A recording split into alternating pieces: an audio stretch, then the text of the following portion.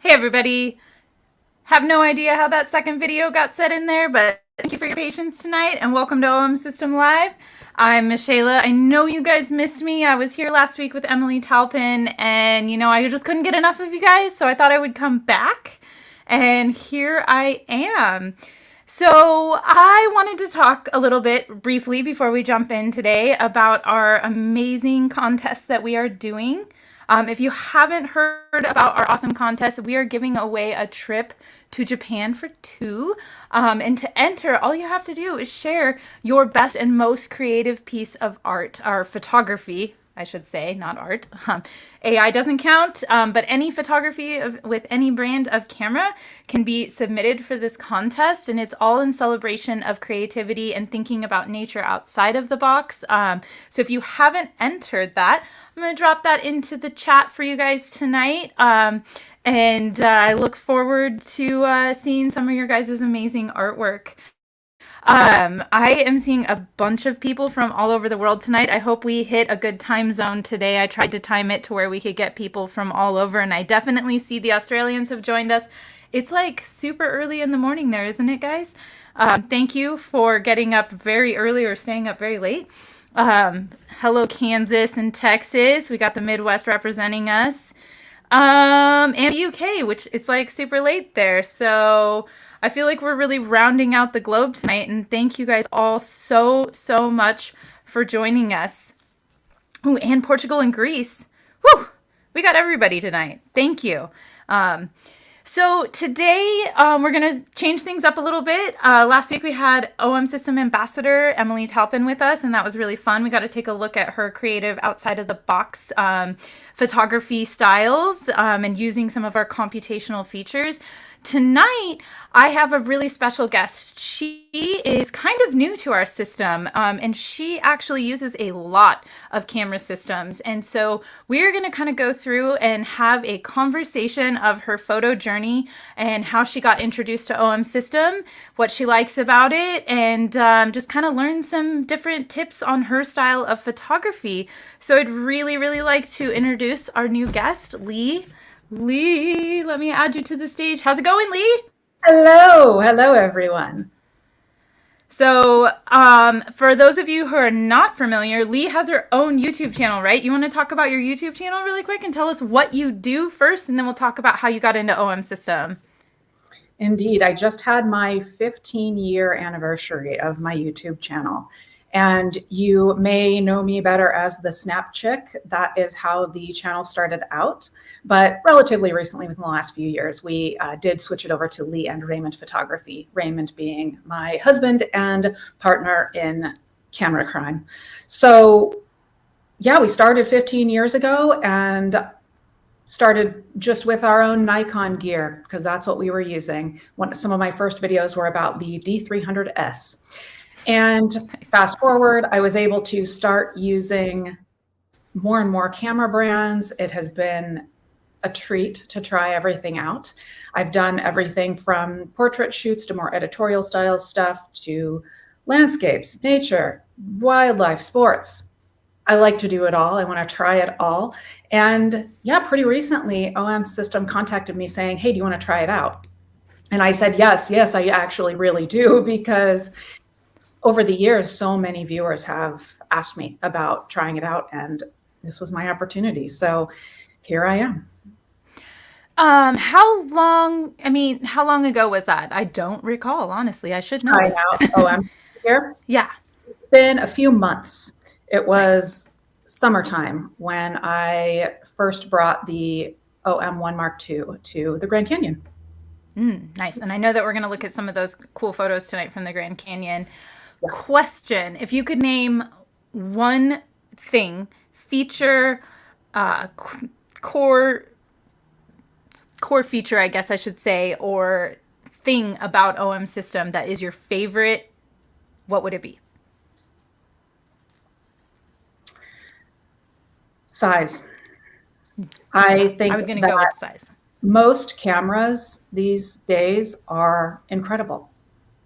I mean, there's just not a bad option on the market right now. It all depends on what you want. And the idea that I was running with this camera the other day. I was trail running and I was just holding it and it was just no big deal. And the size and being able to use wide angle through super telephoto in pretty small packages is really the main thing for me. Of course, there's a whole bunch of cool features and they're capable cameras, but it really is the size that that has spoken to me and that a number of viewers have talked to me about, especially in the last couple of years since I've had some back problems. Yeah. Yeah. Yeah, I was going to say for me, it's either size or weather sealing. Because I've definitely been the only person at the sports games that's running up and down the field with a 150 to 400, so Yeah. 800 millimeter equivalent lens while they're stuck with their tripods. Yeah. Or I'm the only parent out there taking photos because it's pouring rain. Yeah, when I was running with this the other day, I was on the side of a mountain and it started snowing pretty heavily and I just dealt with it. No big deal. I put a lens cap on it so the front element didn't get wet so I could continue taking photos. Yeah, I definitely agree. I mean, there's definitely a lot of computational features, and I know most of our viewers that have been on our shows or the AMAs, they know we dive deeply into that. But realistically, one of the biggest go-to points for me is that it's small, and I have a little wandered backpack that has 3 lenses and a camera in it at all times, and my laptop, and that's everything I ever possibly need, which is super convenient, especially when you're out hiking or in the back trails, for sure. Mm-hmm. Hi, Katie. I'm getting shouted out. That's cool. That doesn't happen very often. Thanks, guys. All right. So, what are we going to talk about tonight?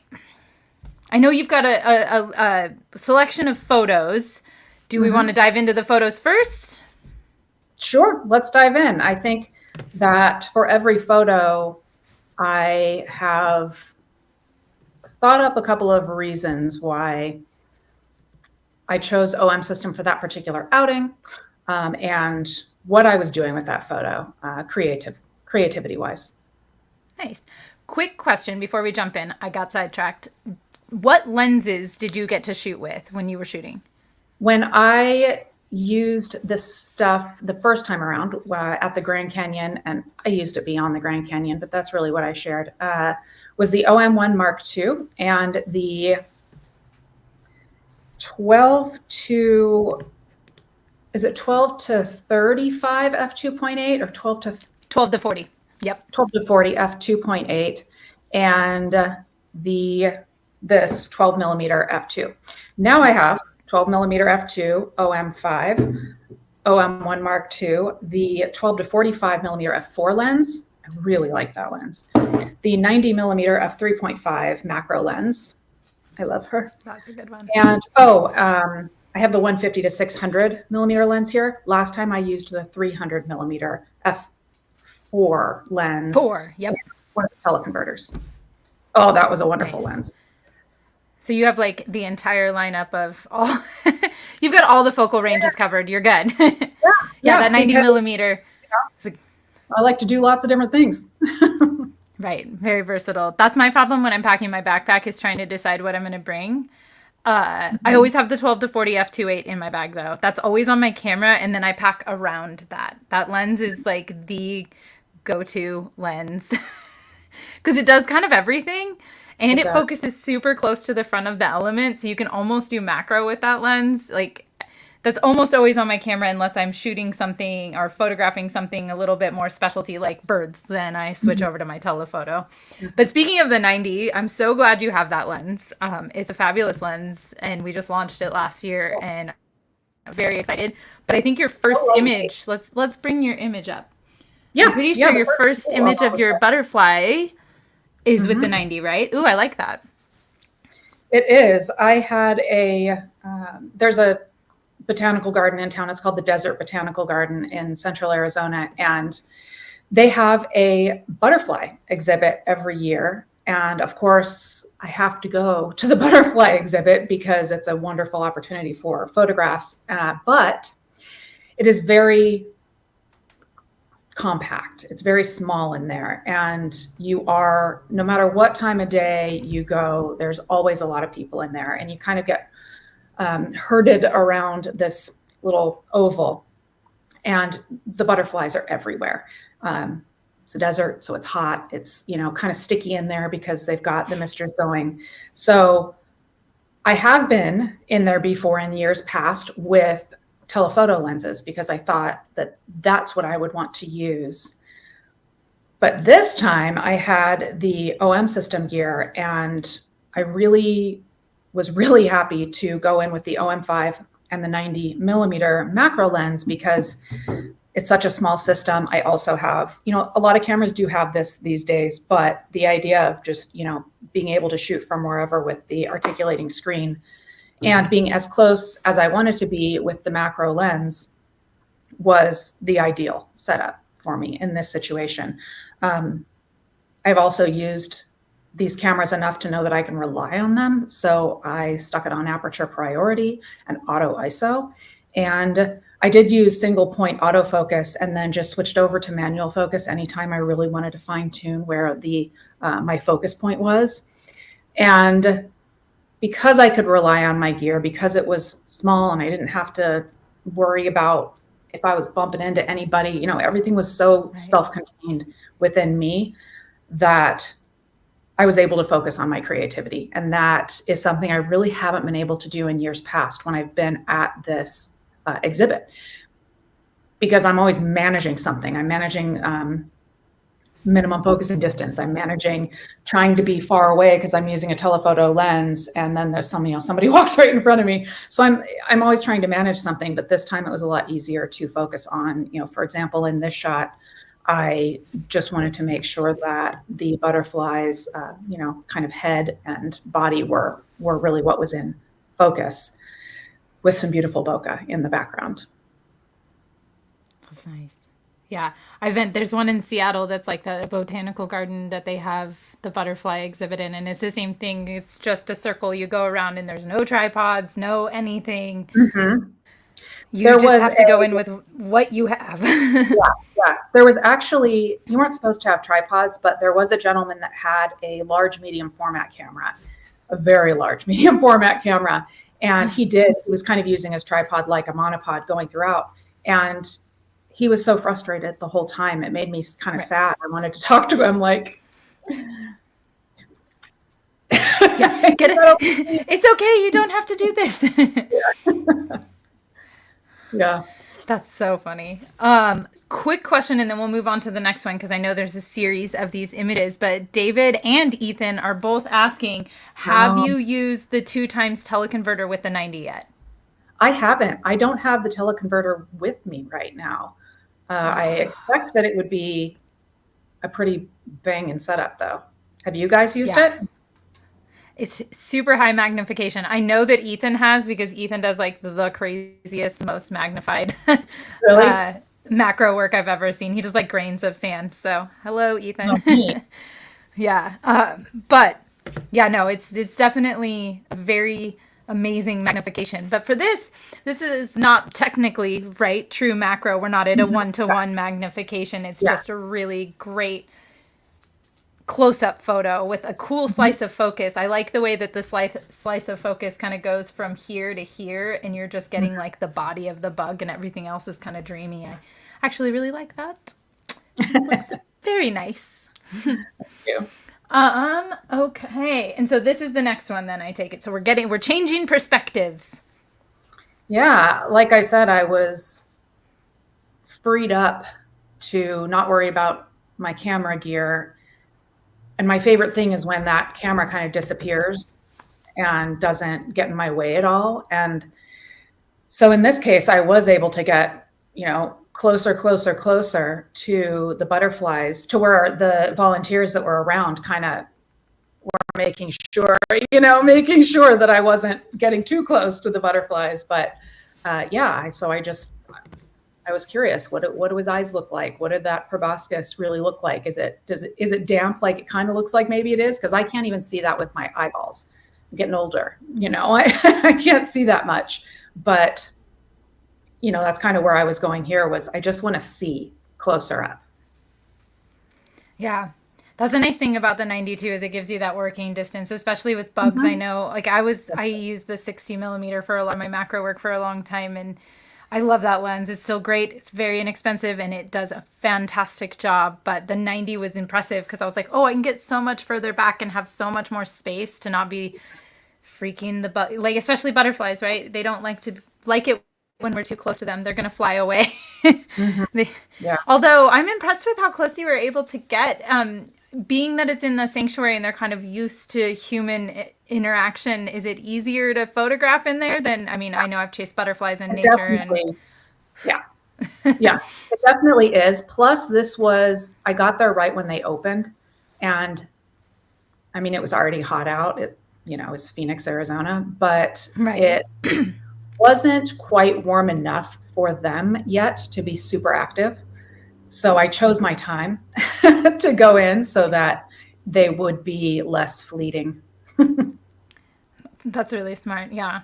Yeah. Yeah, mornings I do the same with dragonflies. Mornings when it's cooler and they'll always land on the same stick, so you just kind of pick your Uh-huh. stick and and wait for them to come back and don't Hmm. move too much and you're good. But Yeah. yeah, I think I'm intimidating. I Yeah. freak out butterflies. They all fly Yeah. away. Well, you're big. You're big. I Right, did see right. somebody ask about my ISO sensitivity when shooting Mhm. the butterflies. I was on auto ISO. I let the camera do whatever it wanted. And sometimes, because it was a pretty shaded area, there is foliage everywhere and it's inside of a structure. I did get up, I want to say the highest ISO image that I took was like 2500 ish. Um, and I just didn't worry about it. I didn't do any noise reduction on these images or anything. It just worked. The camera just worked. I like that. I know that I think we're going to talk about this on a different topic potentially, but did you Oh yeah. use focus stacking or is that the next image? Should I go to that one? Yeah, we can skip. I think there's one more butterfly and then the image where I did do focus stacking. All right. So you did use focus I stacking, guess so we know. Yes, I did you not can use use. focus stacking in this. Yeah, but you Right. can. Yeah. Yeah. Definitely. Obviously, David, if your subject is moving, focus stacking doesn't always work out so well. And you definitely want to be very stable. That's usually the time where you either lean on something very aggressively or utilize a monopod or a tripod, but bugs tend to move, so it'll be a little trial and error there. You might not get the exact thing you want, but it's definitely possible. I know Chris McGinnis does a lot of focus stacking with bugs, so does Ben Salb. A lot of our macro bug guys all take a lot of bug photos with focus stacking, so it's definitely possible, just needs a little patience. Yeah, absolutely. All right, so let's see here. And then, we're changing perspective again. Oh, I like him. He looks like he's hanging on. He's like that cat hanging on. You got this. Hang in there. These little antennas. Yeah, like I said, I was exploring in on this day different ways to compose, different because always before when I've been to this exhibit before, I was so concerned with dealing with people and focusing distance and everything that I just took pictures of butterflies. And this time I felt like I was able to really be a little more creative, have things in the foreground like I did here, and kind of, create that peak of a little silly butterfly rather than what we normally see, which is a very elegant, colorful, Right. Peaceful being.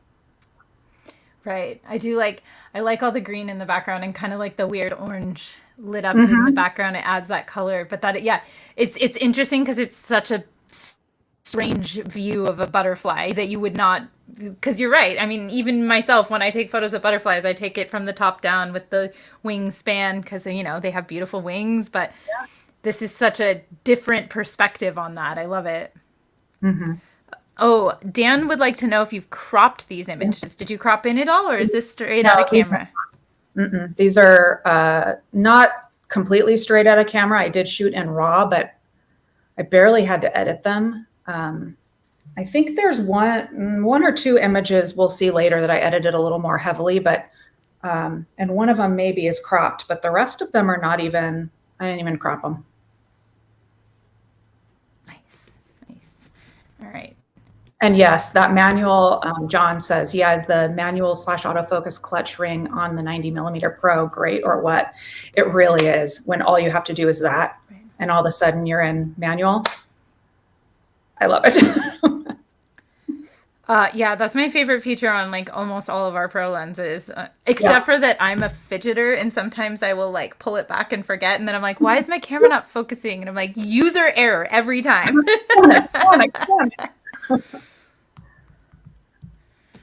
Okay. So let's see. I think we might be moving on to, oh, this is the stacked one, right? Yes. Yeah, this I used in camera focus stacking. I had actually, I have it right here. I had one of these little tripods with me. And because you really aren't even supposed to bring tripods into the Desert Botanical Garden. This was on the same day. I was waiting for the butterfly exhibit to open.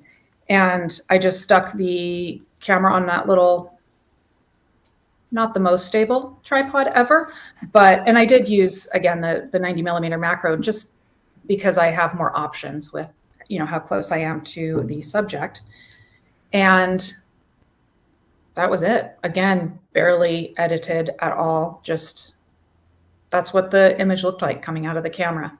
And it was really handy to use the in-camera focus stacking, because when I have done like focus bracketing in the camera and gotten, 99 images out of the camera and then had to pull it into software to do the actual, focus stacking, half the time I don't do it because I just don't have the patience for it. I'm on a timeline. I got to get that next video out. So that in-camera option is super cool.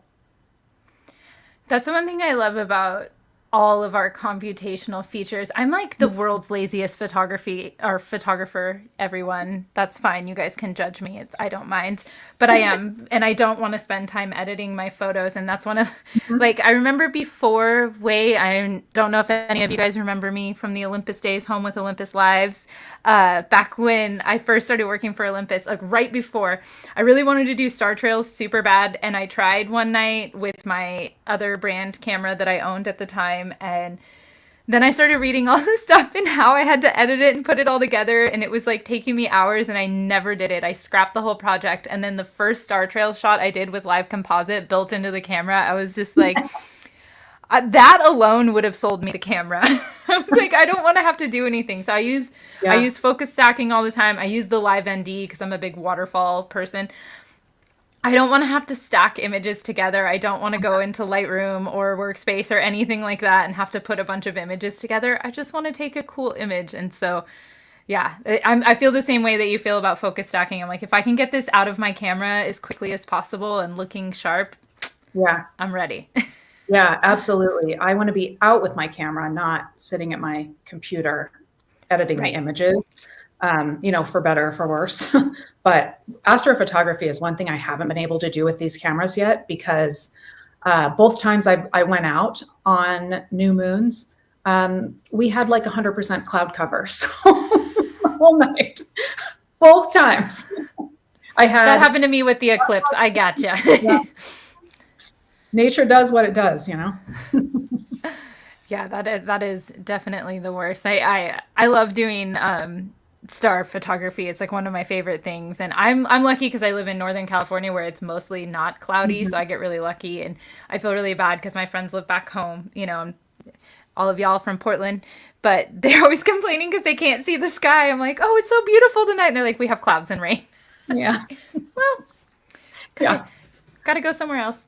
Okay, so sorry, we're getting sidetracked, everybody. This is a conversation episode, so we're talking, and apparently I'm talking too much. So let's talk about a moose. Wait, no, it's not a moose. God, I'm gonna get kicked off the live streams. Hey, Frank.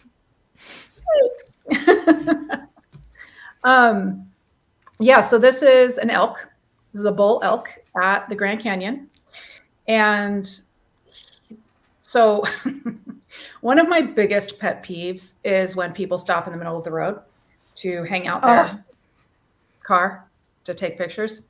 Well, that and speeding, because then they hit the animals. But anyway, that's a whole other topic. But So people were stopped, and I saw there were at least 2 bull elk on the side of the road. This was just off of the main road at the Grand Canyon, heading out from Grand Canyon Village to Desert View, which is where I was staying. And slowly and patiently, I got through this long train of cars, and there's a pull off like right up ahead, a little picnic area. So I pull in there really quickly. I already have the OM1 Mark II and the 300 millimeter lens like ready in the passenger seat, because that's just what I do. If I know I'm going to be driving somewhere where I may see wildlife, I have my camera set and ready to go in the passenger seat, or even in my lap sometimes, so that I can hop out of the car real quick and get the photos. And we luckily had a break in rain, because it had been raining on and off. I don't know if you can tell, he's actually kind of damp.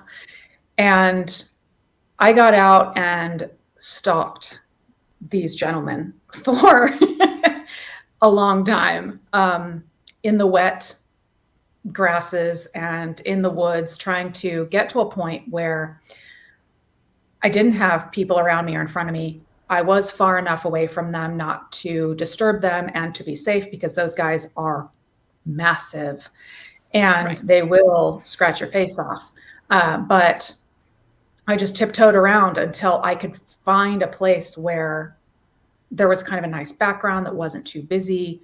And, there was enough separation between this gentleman elk and the background to create some blur. Yeah. And I just kind of hung out, waiting and waiting and waiting. I have so many photos of him with his tongue out over here, with his mouth open, because he was chewing the cud this whole time. And that's where we are. This image is cropped a bit. It's cropped probably not too much, but a bit. I always, when I crop my images, I have to keep them a certain size, because I film my videos and share my videos in 4K. So I have to have the photos be large enough to still retain clarity at 4K. So not cropped that much, but enough that I was happy with using a 300 millimeter lens on the camera. Nice. Yeah. Now, when you're out, would you say size comes in as a benefit here as well? Because now you're looking at 600 millimeter equivalent field of view, right? Exactly. Versus another system you might have carried. Do you feel like it helped you be a little bit more agile out there? Absolutely. Absolutely. This entire trip was a revelation for me. And that sounds certainly dramatic, but it was dramatic. I had 2 back surgeries last year. I have been unable to carry things like this for well over a year, almost a year and a half at this point, when I was taking these photos. So to be able to have, I had 1, 2, 3 or 4 lenses, including that 300 millimeter lens, in a pack. I didn't have the pack on for this photo, but I was able to hike around with all of that stuff on my person. And like I said, I just haven't been able to do that in a long, long time. So it was a revelation to be able to have all of this stuff. And yeah, when I was traipsing through the wet grasses and sticks and downed trees and stuff, trying to photograph these elk, I may not have hung out there for as long as I did to get this shot if I'd been holding something that was heavier. Right. Or having to set up tripods. I was really amazed when we were in. Oh yeah, I just don't do that. Yeah. When we were in the Tetons, we were photographing some awesome elk that were down on like a creek kind of. And it was funny because our crew all just popped out of the truck and ran over, we were up on like a cliff. We were very safe and very far away. Jumped out, took a couple really cool shots, jumped back in, and I'm watching these people setting up these massive tripods, and I'm like, are you sitting here all day to photograph? Yeah. Like, that just seems like so much to get one photo, but I'm not judging you if you do that. I just am very lazy. Like I said, I don't edit and I don't do tripods. Yeah. Well, I want to be I want to be able to find this shot. And I Right. wouldn't, I mean, I had been traipsing around in the foliage for a long time at this point. And if I'd had a tripod with me or even a monopod, Dawn just asked an important question. Does the dog and cat Yes. subject detection autofocus feature work well on similar animals, such as this elk? Yes, it did. I have this photo. The elk was picked up in the box. And then another photo that I don't have in this little slideshow, but I photographed some ravens. And in this particular instance, they were backlit and not close to me. They were a fair distance away, and I was using the OM1 Mark II and this 300 millimeter lens. And so ravens, completely black. It was also backlit, and it was raining relatively heavily. So there's, stuff that's getting in the way. And no lie, that camera picked up the raven's eyeball. It was such a small fraction of the overall frame that I laughed out loud. I was in my car in the parking lot, sneaking up on these ravens. And I laughed out loud because I was like, are you serious? Are you serious that this just happened? So yeah, pretty cool. Yeah, that's awesome. Yeah, I've used it pretty successfully on most animals. I was out last weekend in a wildlife reserve or a preserve, and there was all these like wild deer just walking through, eating snacks and little chipmunks, everything. And I just had it on the canine feline, and it detected all the animals. I was like, oh, this works. We don't officially endorse that. We do call it canine and feline, so we're not promising you it's going to focus on the deer, but it's going to focus on the deer. Yeah. And the elk in this situation, which is not a moose. Close. Oh my gosh. It looks like a moose right there. It really wouldn't be a live stream with me if I didn't screw up at least one thing, though. So, you know what? I get time zones wrong, geography I'm not great at, and I can't tell what animals I'm looking at. So, but for some reason, you guys keep watching, so thank you. All right. Keep them on their toes. Yeah. Well, it's great because then they can tell me the real answer in the chat, and then they feel like really proud of themselves because they're smarter than me. I'm doing this for you guys. All right. Do we have an example of animal that it wouldn't work on, like a hippo? Possibly. I haven't seen hippos lately, so I don't know about them. Yeah, I couldn't speak to one that it doesn't because it's really picking up eyes and snout. So as long as it has that, it should pick up. Yeah, I haven't seen anything myself. Yeah. I've not photographed a lot of hippos in my life, though, so sorry, John, or Dawn, I can't speak to that. Okay. Yeah, I'm getting through this, I promise. Let's see. Oh, I think this is the intervalometer, right? This is time-lapse. Let's get this going. Oh. So this is Grand Canyon, obviously. What area? This is Grand Canyon. This is right by Desert View Tower. I had gone off away from the tower a little bit to get away from people.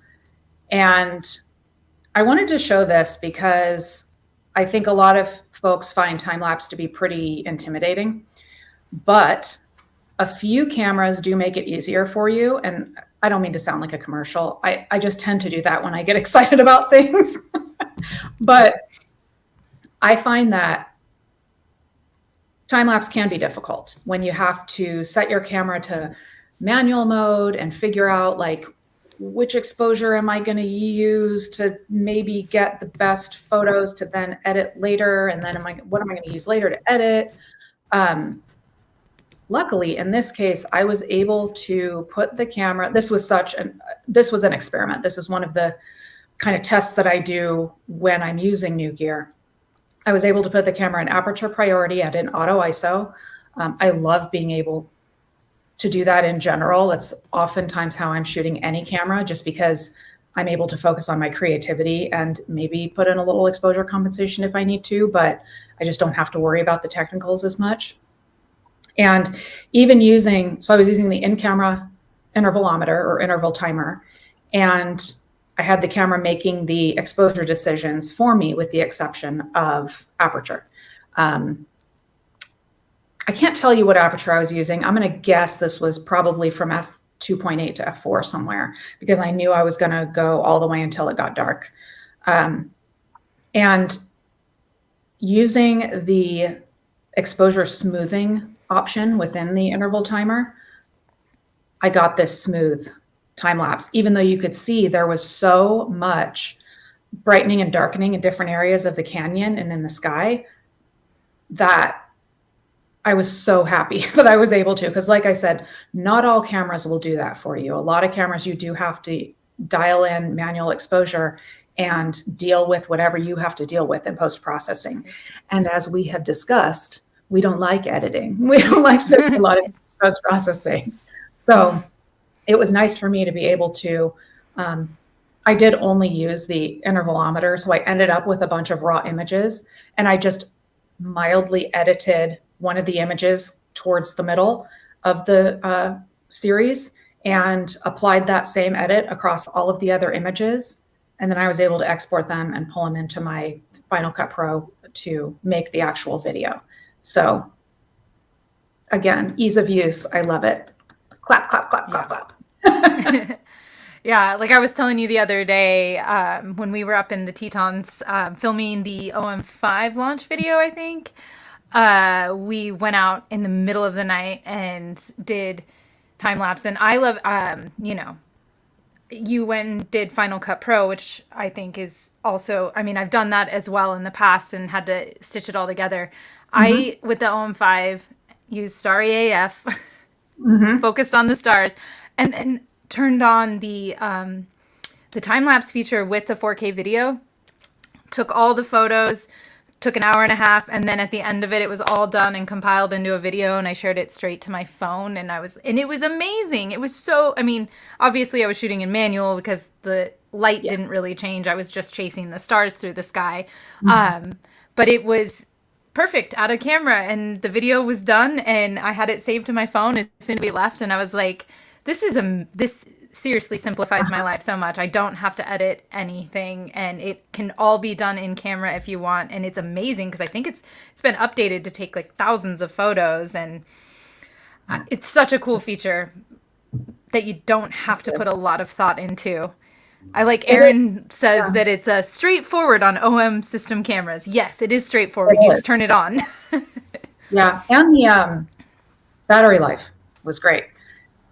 Actually, in this time lapse, I was at a talk that the park rangers were giving a little ways back from this spot. I set my camera up on a tripod with, you know, my backpack and stuff where I wanted it, and I started it going, and I was able to go and sit and watch a ranger program on ravens while this was doing its thing, and battery did great.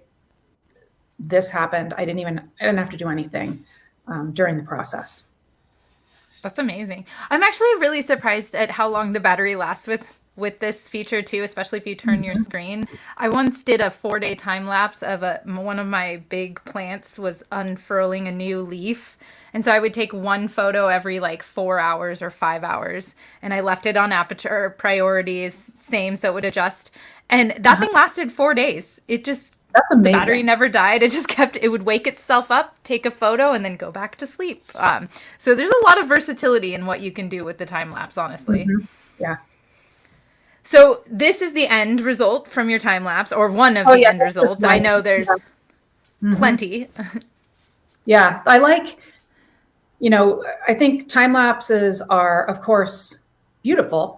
You know, you often see the changes, you know, in this case, you could see changes in the canyon during sunset, but it's neat to be able to pull one image out when the sun looked great. And I was learning about ravens, you know, when this photo was taken. And it's just kind of an extra bonus that I got a nice photo of the canyon amongst a whole video of the canyon. Right. No, I think that's great that you can kind of pick out the best one from the day and be like, yes, this is the winner. I will keep this one. Yeah. All right. And then, I like that you can see the riverway in the background there. Yeah. That's so cool. This is a little further west. back away from the east end of the canyon, but that's the same river that you saw in the time lapse. It's the Colorado River. And in this case, I hiked down the Grandview Trail just a little bit. That's where my husband and I got engaged. But yeah, I was so mad at him. It was snowy and icy, and he was dragging me down that trail. We had some old DSLRs with us. But anyway, on this trip, I was seeing that sunrise wasn't all that exciting. Right. This particular view looks pretty because there's some color in the sky, but it was just kind of a dull sunrise. So to, make things more interesting, I put all of that gear on my back and I hiked down what is a very steep trail for a while until I found a view that I liked.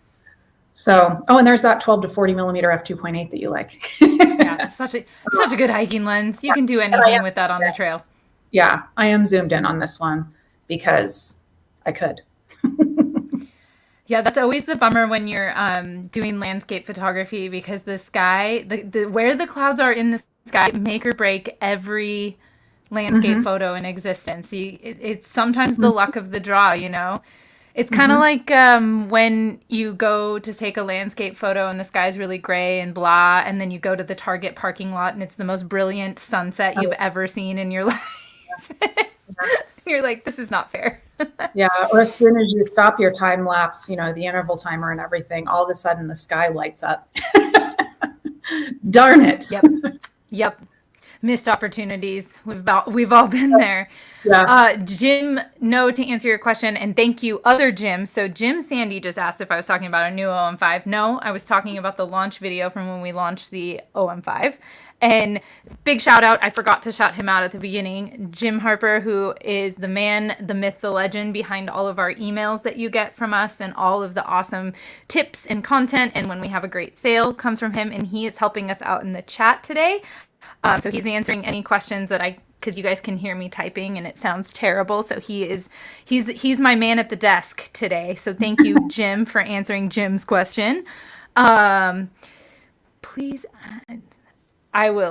Keith, I will send that to our TE team and have them add it to their list. I don't make any promises because I don't work in R&D, but all right. So next up, what do we got? Ooh, those are pretty. I've never been to the Grand Canyon. I am so un-American. I really need to go, and now I'm really inspired to go. You let me know. Yeah, you can be my tour guide. I'll put, yeah. Yeah, so I think this was a sunset. I don't remember. It was either sunset or sunrise. Similarly, the colors just weren't coloring. If you see a lot of Grand Canyon images, you see these absolutely unreal sunsets and sunrises. And in Arizona, we are very lucky to have very colorful sunrises and sunsets, but it's not every single day. So this was one of those situations where the sky was or rather the canyon was just kind of boring. The canyon itself looked kind of boring, but I thought that the sky actually looked kind of cool. And I do really like seeing the layers of the little, the rock formations within the canyon walls. So that's what I chose to take a picture of this time. And again, I'm pretty sure I was zoomed all the way in to 40 millimeters on the lens. So I guess I was just really happy on this whole trip to have that kind of flexibility, to have all these lenses with me and be able that capture whatever I wanted without a bunch of hassle. Right. That was just kind of the theme of this whole Grand Canyon trip was, oh, wow, this is a lot easier. This is an easier way. There must be an easier way. Yeah. Yeah, no, and I do like it with that zoom. That's one thing I love, rock formations and mountain formations and things like that. I'm a huge fan of like full zoom on the 12 to 40, or even utilizing the 40 to 150 f2.8, which is like the next lens in this lineup. for landscape photography and really getting that compression of like the layering. Like it looks like cake layers, you know. I think it's really beautiful. I mean, I love a good wide open flat landscape as well, but I think when you can really compress it like that, it just gives it a little bit more depth. And Keith agrees. Just got the 40 to 150 f2.8. It's a magical lens. It is my favorite lens. Hands down my favorite lens. I love that lens. It's beautiful. Okay, awesome. What's up next? Ooh, a tower. Oh yeah. Wait, this what was is that? That's the Desert View Tower. Okay. It is, and the canyon is off to our left. This is a very dark image because it was dark. I definitely couldn't see all of this with my eyes. But this is after that time lapse. And I hung out for a little while after the interval timer, after I decided to stop the interval timer, and wanted to hang out just because it was nice weather, nice everything. You know, I turned to leave and this guy was sitting there just super still. If you can see him kind of on the lower left, he was just sitting there super still, so calm. Yeah. And the tower, I love the tower. And it was neat to see the sun's reflection in the tower windows. Even though it was like, there was no sun left, it was down, but there's still just a little bit of a reflection of the light in those windows. And so I did a quick long exposure I had switched back to the 12 to 40 millimeter just to kind of take some one-off images during the time after stopping the time lapse, but before I was ready to traipse back to my campsite. Yeah, and that was the end of my trip there, and it was a good one. That's awesome. It's really funny. The other night, so my daughter is a teenager in high school taking a high school photography class, which I think is fabulous that they even still offer that. It's wonderful. And obviously for me, it's great because I do this all the time. I'm like, yes, ask me questions about photography. Yeah. So her subject this month has been long exposures, and the look on her face when we lit up a nighttime, it was pitch black the other night, and we did a long exposure, I think 15 seconds maybe. And she was like, Mom, it looks like it's daylight out. How did it do that? And I'm like, let me explain. It's amazing. Yeah. And I think it's really cool that this guy just happened to be sitting there so stoically that you were able to just kind of get this long exposure and really bring that in. Yeah. It's very neat. The lesson here is patience. Hang out because there might always be one more shot. But also, I had really gotten to know the camera in my time with it over this, camping trip that I took there. And it is easy to use. Just in general, it was easy for me to pick up. The menus are easy to understand, and I was able to set all of the buttons and dials the way I wanted them to be. And because it is an easy camera to learn and to use, I was able to quickly do whatever settings changes I needed to make so that this photo could happen. And if this wasn't easy to use, if it wasn't still out of my backpack because it's small enough for me to carry around, I didn't feel like I needed to load it into my pack for the hike back to the car and then back to my campsite. But yeah, it was just, when a camera's easy to use, you'll use it more often and you'll get more photos. So it's a good reminder to everybody, I guess, including myself, to know how to use your camera. Right. Yeah. Right. And have it available. That was my problem. I mean, I used to, for years, I was a full frame, other brand shooter for a really, really long time. And I got to the point where I never took my camera anymore because it was heavy, it was bulky, like my lenses were big, everything was big on my DSLR, they're like built like tanks. And I just never had it out. I got to the point where I would take cruddy iPhone photos, I was, all of our vacations, I never took it out. And it was really, my very first Micro Four Thirds camera was the Olympus Pen F, which is still in my backpack. I love that camera to death. We talked about it last week. But it was so game changing having something that was light that I didn't care about carrying, and I would just throw it over my shoulder, and it was always with me. And it really changed how I looked at photography because I always brought my camera with me again, and I was really capturing those moments all over again, which I had spent years not doing because it was just annoying to carry heavy things with me on just an outing, like a hike or, an adventure wherever I was going with my crazy children. But it's amazing how much different it is when it's so accessible, and like the image stabilization's there, so you don't have to worry about, tripods and things like that, and you don't have to get fancy lenses that have the stabilization. It's just there, it's in the camera. Makes it a lot easier to run and gun, I guess. It does. It does. Okay, so I know. about my backpack. What was I using? Yeah. I was using the Atlas Athlete pack. It is one of my favorite packs, and definitely my favorite pack for hiking with a lot of gear. Nice. Well, can you say the name one more time and we'll see if Jim can find us a link or not in time? Atlas Athlete. They have two packs. They have the Atlas Athlete and the Atlas Adventure, I think. And the Adventure is a much larger pack, but the Atlas Athlete is kind of conformable. You can change how big the camera compartment is. You can put a water bladder in it. It has a sturdy waist belt and chest strap. You can put more stuff in the back of it. That's always what I need, is to be able to put my clothing layers and my lunch and whatever in the pack, because I need my camera stuff, but I also need whatever else that I'm going to want during my day of hiking or whatever it is that I'm doing. I've even run with it a little bit. Oh, yeah. I have the bag that has the roll top, and I always joke that I have more weight in snacks than I do in camera gear. Yeah. Like, my entire lunch for a week fits in the top of my roll top, and it weighs way more than any of my camera gear. Yeah.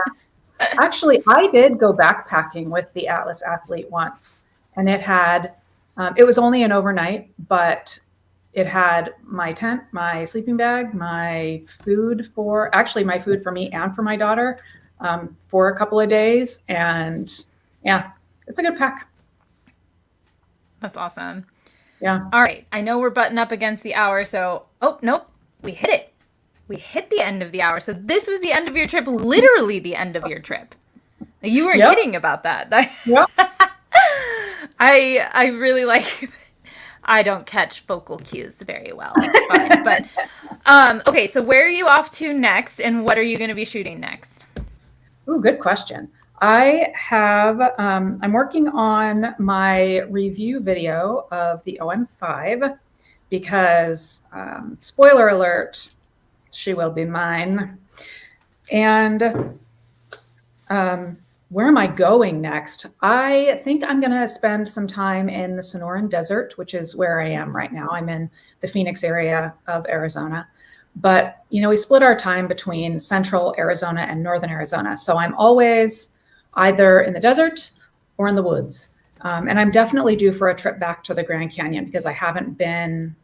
I think I've been once since my photos of the elk and such. But Celebration of Art is going on at the Grand Canyon right now, which is a really neat time out there because for a week they have artists actually working in plein air and doing their painting and such out of the canyon.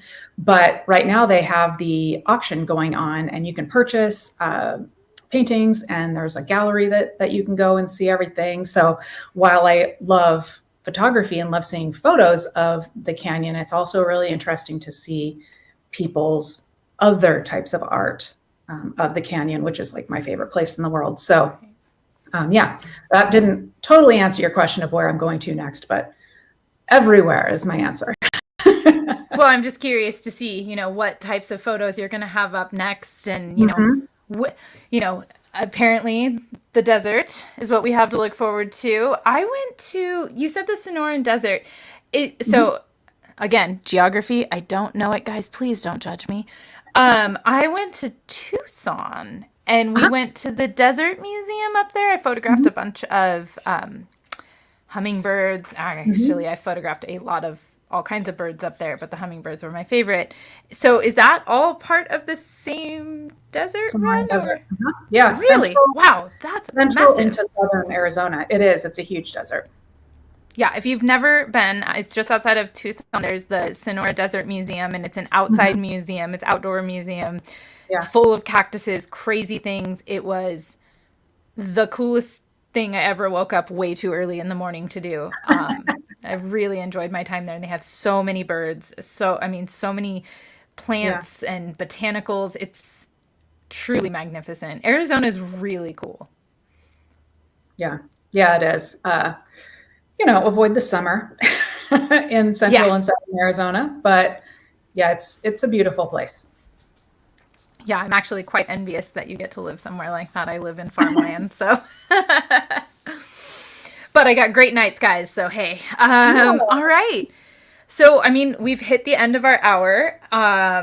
Is there an Instagram we can follow you on? I didn't add it to the banners. I know that I will share your YouTube one more time, but do you have any social media that we can follow you along and see where you shoot next? Yeah. I do. On YouTube, it is at Leigh and Raymond, but everywhere else, um, Instagram, Facebook, Twitter, all of those, it is Snapchick. And I think on TikTok, I'm Leigh and Raymond, but I'm an old lady and I'm struggling with TikTok. So Instagram is probably the best place. Follow me on Instagram and YouTube, and you will be up to date on all of the cameras and shenanigans that I get into. Right. And just to remind you guys, Leigh does a lot of different types Mhm. of photography, a huge array of different types of photography, and uses a lot of different cameras, does a lot of reviews on cameras, which is really great. So if you want to check out her perspectives on using OM1 or OM system for the first time, although it was the OM1 Mark II. Mhm. Definitely check out her channel. And you can also check out her channel to see her reviews on other products as well or other styles of photography. So definitely give her a follow and come back and see us next time. Thank you, Leigh, so much for all of your time tonight and sharing your photos. I really, really appreciate you sharing with our awesome community. Thank you. Thank you for having me on. It's been really nice to chat with people that want to know about photography and love photography just like we do. Right. We have the greatest community. I'm going to say thank you guys again because you're my favorite. You guys are always show up in the comment section, helping each other out and cheering each other on. I'm so thankful for our amazing OM System community. You really actually make this brand very exciting to work for and work with. So thank you guys for always tuning in and being so delightful in the chat. I'm very excited to be back live streaming, and thank you so much, Leigh. And you guys, we'll see you next time. Have a great night, everyone. Bye, guys.